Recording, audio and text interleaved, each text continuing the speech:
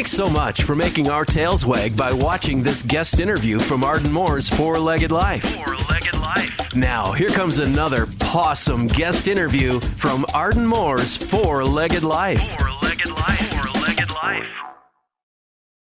Hey, everybody. Welcome back to the Four-Legged Life show. Now, I'm your host, Arden Moore. The first part of the show, we discovered the amazing talents of Cole, the deaf dog. Now, for this part of the show, we're going to widen our scope and we're going to learn about the possum world of therapy pets. And here to discuss that is the president of Pet Partners. Please give pause and applause to Annie Peters. Welcome to the show, Annie. Thank you, Arden. It's really delightful to be here. Well, you know, we want people to know a little bit about you and about Pet Partners. And I'm just going to do it right now. I have a therapy dog. I have a therapy cat. But other pets may also be therapy if they're trained properly, correct? Yes, absolutely. Pet Partners registers the largest number of species variety compared to any other therapy animal organization. We actually registered 9. Oh, and then when I'm on the spot, this is when it's hard to remember all 9 of them. Okay. Let's see. Okay, Well, I don't need to rattle them off just yet. Yeah, well, give us a sample. You don't have to go all 9. That's a lot of pressure. Of course, dogs are our most popular. Cats, a lot of mini horses, though we do have a few full-size horses. Llamas, guinea pigs, rabbits are sort of pocket pets, very popular, being read to by children in schools. That's pigs, rats, and birds. We have some beautiful birds in our program. Wow. So the horses would be naysayers? I had to get up earlier in the morning to be on your show. But I like that because each species might have some different superpower, right? And years ago, I had a guinea pig named Fido. And every time my dad tried to break his diet and go into the refrigerator, we would hear, wee, wee, wee. And Fido would rat on my father. But I love that. I mean, what do you think about, when you're talking about Pet Partners, tell us a little bit, because I know years ago, it was founded by a couple of veterinarians, I think, or gentlemen, and it was called the Delta Society. So Pet Partners has actually been around a long time. It has. Your knowledge is impeccable. So the organization was started in the late 70s by 3 men, 2 veterinarians, and one of the gentlemen, Dr. Bill McCulloch, who is still living, his brother, Michael, who was a psychiatrist. And they founded it on what they saw in their professional practice, the belief that animals made us not just happier, but also healthier. But there was really, I would say, no body of research to speak of that actually supported what they had witnessed in practice. And that was the beginning of Delta Society. And the Delta was based on the One Health model, so the triangle of people and animals and the environment. Over time, the Pet Partners or Delta Society's therapy animal program came online. It bore the name Pet Partners, became widely known and really kind of outclipped and was easier to understand than Delta Society.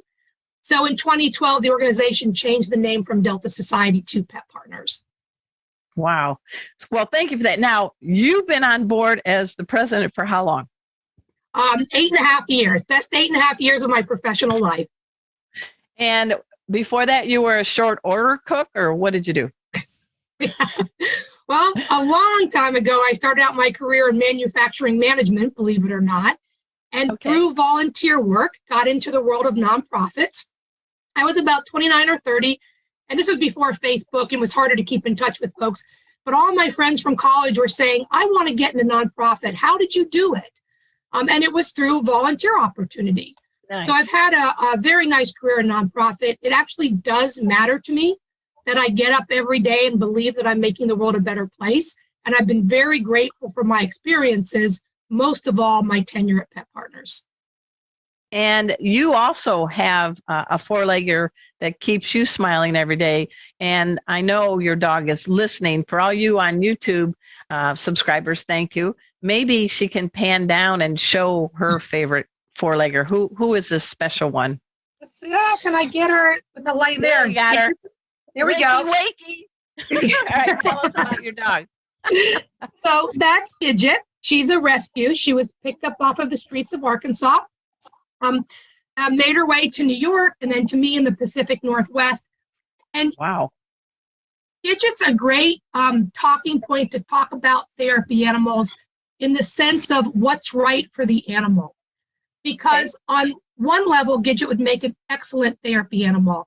She not only loves a belly rub, but she wants eye contact. She'll seek it out, right? Some animals, it can be threatening to them or anxiety producing. They'll look away, they'll avert their eyes. She's like, rub my belly, but most of gaze into my eyes, look into my eyes. So, and most affectionate. Like yeah. Well, and feed me, right? Let's be honest, feed me. But she's the most affectionate dog they've ever had. On the other hand, if she's in the kitchen and the ice cube falls out of the freezer, she would avoid their kitchen for a couple of days if she had the opportunity to do so. So she's very timid in that respect. And while we've worked to desensitize her to make her comfortable in her environment, it would be unfair, just because I'd like to be a therapy animal handler, to put her constantly into new situations where it would create anxiety for her. So and I like that, because that brings up a good point. You may want to be involved with therapy programs. And as I've explained, I've had 5 pets be certified therapy pets, but I also had a number of pets I'm like, I don't think so. And that's okay. It's just like the soccer mom or the baseball dad. You can't always have a pet forced into something.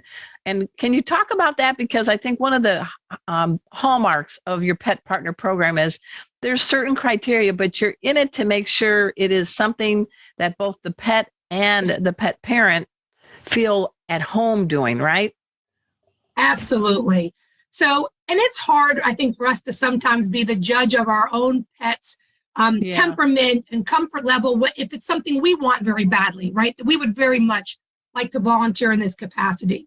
But we're really looking for animals that are at ease in new situations, love meeting new people, the kind of animal that kind of walks in the room and says, hey, I'm here, let's get this party started, as opposed to one that's just like, pet safety cat Casey has never met a stranger or a strange place. He is just, hey. Well, and that's amazing, right? And it does take a very special cat, right? It's easier to find a dog that is willing to be the life of the party than it is to be a cat. But the cats are so valued in our program, especially I would say in nursing homes and assisted living facilities, because not everyone's a dog person, right? We have our cat lovers as well. So having an animal that just truly is comfortable in their role is where it starts for safety and for the animal's well-being. I like that. So at Pet Partners, in order to become a registered team, you go through a role-play scenario and evaluation with one of our trained volunteers. And what we're looking for is the relationship between you and your animal. Are you a team? Is the animal comfortable? And do they look to you for their cues? Because on any visit, something can happen, right? There can be something in a hospital, a loud noise, or a new scenario that might startle the animal. Well, what happens in that situation? Does the animal freak out? Or does the animal look up at you hard and go, yeah, Mom, what was that? And you can give a reassuring, what the it's fuck okay. Was that? Yeah. Yeah. Like you can just reassure. You can say, it's okay, Kona. Mom heard it. We're good. And Kona says, Mom heard it. We're good. Let's go. I like we're that. Looking for that relationship. It's sort of what dovetails into my role as Fear-Free Pet Certified Professional. If you sound scared or baby talk or apologize, that is being transferred to the end of the leash, and the dog's like, oh, maybe I should be nervous. So I always encourage people to say things with confidence. Hey, I got you. I'm here. And I like that. Everyone, we're speaking with Annie Peters. She's the top dog at Pet Partners. And when we come back from the break, we're going to talk about some things that are cooking at Pet Partners that you can get involved in. So everybody just sit and stay. We'll be right back.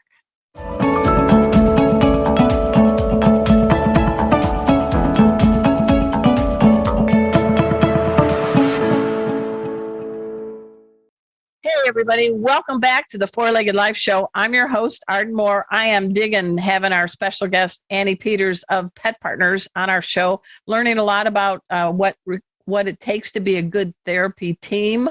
I wanted to ask you, what is the hidden?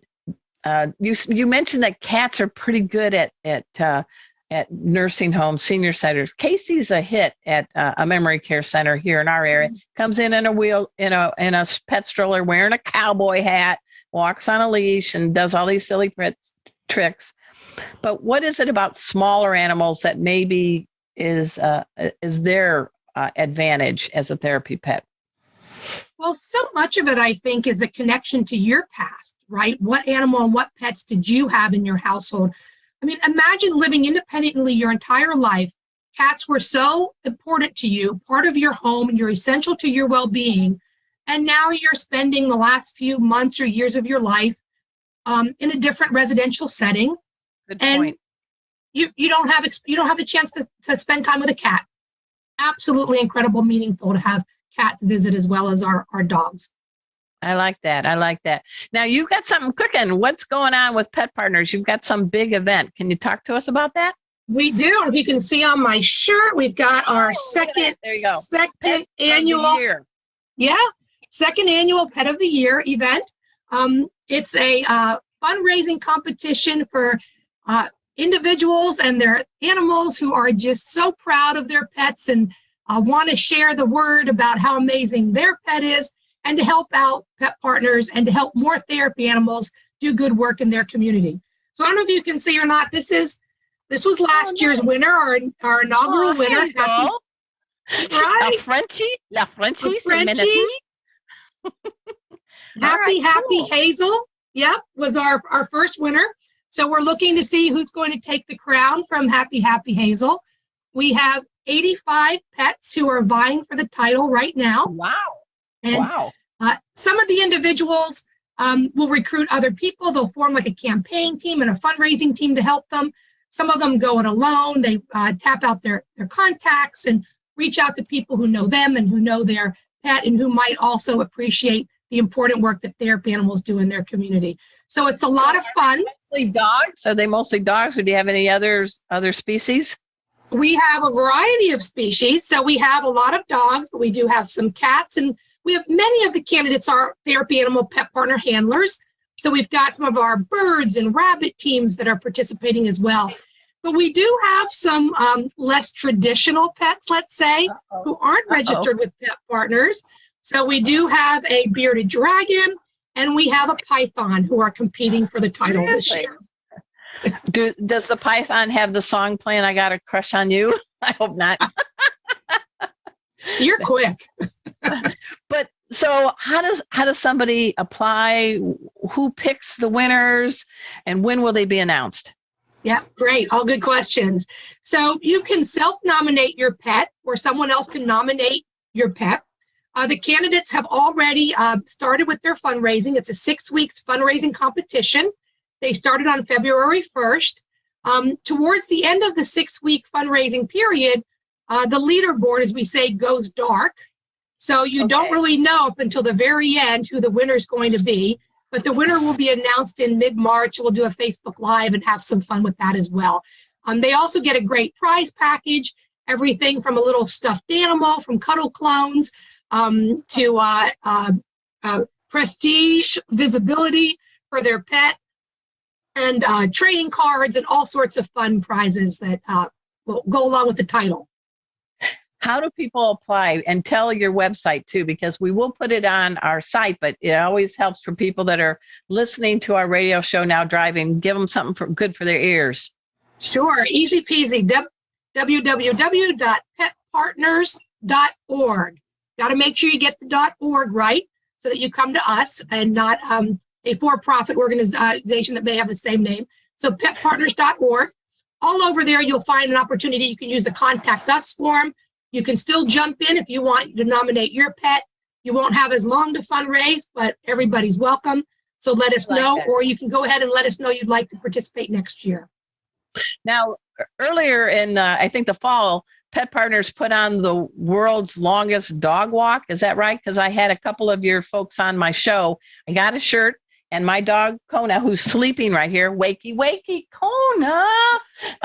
We did the walk and we loved it. So you do have other events during the year, right? Yeah, that's great. And you're close. It's the world's largest pet walk because you can walk anywhere in the world. So we've had people participating in South America and Australia. So no matter where you are, you and your pet can sign up, register, get your T-shirt. We do have one day, the last Saturday in September, when many people walk. But if that doesn't work your schedule, you can pick another day. It's great for flexibility. Yeah, sure. It's great for companies, especially in this work from home environment, where they have geographically dispersed employees, but they're looking for some kind of an employee engagement activity that everyone can rally around. Now, there's many things that Pet Partners does, and I salute you for all of them. One I wanted to dive in before the end of the show is talking about what's this Animal Assisted Crisis Response Program. I said it right, yes. Didn't I? You did say it right. So the shorthand of AACR. So many of our teams go on to earn an additional credential, which means the handler has taken more education with us beyond what's required to become a registered therapy animal team. And these teams are available to be deployed in their community when there's either a natural disaster, it could be after a hurricane or a tornado or mudslide, or tragically a man-made. We've had 3 days of an ice storm. Ice storm in Dallas, thanks. Yeah, crazy, isn't it? And unfortunately, those kind of natural disasters happen all too often. But the other part of where these teams are making a difference are in what let's call them man-made crisis situations. So after a school shooting and the children are returning to school, they will often request to have therapy animal teams on site to make it a more welcoming environment for the children to come back, but also so that the animals can spend time with school counselors, psychologists, or social workers, and have an animal there to help them process their feelings. So our program's a little unique. The power of the paw, right? Yeah, absolutely. Our program's a little unique in that we call it neighbors helping neighbors. So we don't believe it's in the animal's best interest to put them on a plane and fly them across country to somewhere where there's been a crisis. So one of the many attributes of Pet Partners is that we have teams all around the United States, and we are looking, if we're called on, someone contacts us, they want teams to come out either after the disaster or sometimes it's a hospital. If a hospital has been besieged by patients after a mass shooting or fatalities, we'll come into the hospital as well. You're there serving your own community. So it's very important with an organization like Pet Partners being nationwide that we have that kind of breadth of reach. So you and your animal are helping someone locally, and it's not additional stress for the animal. Well, having 2 therapy pets, I definitely want to look into that because I know Kona, my terrier mix, is bulletproof, and so is my cat, Casey. And I'm not wishing for bad things to happen in my neighborhood. But, there's something about our pets, right, Annie, that we're just tapping into all the healing powers emotionally and physically. Wouldn't you agree? Oh, absolutely. I mean, I think all of us who, I'm an extrovert living alone. So having gone through COVID, working from home, living alone, if it weren't for Gidget, I don't know what I would have done. So I could never begin to repay her for all of the joy and comfort that she's brought to me in my life. And I'm so grateful. So we've got just about 30 seconds left. What's a parting message you want to give to people tuning in, or what's something surprising they may not know about Pet Partners? And everybody go to petpartners.org after the show. Yeah. I would say if you have time to give back to your community, to volunteer, and you have a pet that you think is suited for this kind of volunteer work as well, check out petpartners.org, because anyone who's done this kind of volunteer work or other volunteer work with their pet, whether it's search and rescue or agility work, this will deepen the bond that you have with your animal in a way that maybe you haven't anticipated. So that's maybe the surprise beneath all of this. There's a benefit to you as a handler as well, in addition to helping your community. I totally agree. Hey, everybody, let's give pause and applause to Annie Peters of Pet Partners. And I also want to thank my other guest earlier today, and that is Chris Hanna, the music teacher who has Cole, the deaf dog, who's also in therapy. So it's great. We're getting more different types of animals, bringing different skills to make us better humans. Right, Annie? Absolutely, Arden. All right. Hey, I can't believe the show's it's up, it's done. So at this time, I also want to do a shout out to our sponsor, Tevra, the makers of great pet products.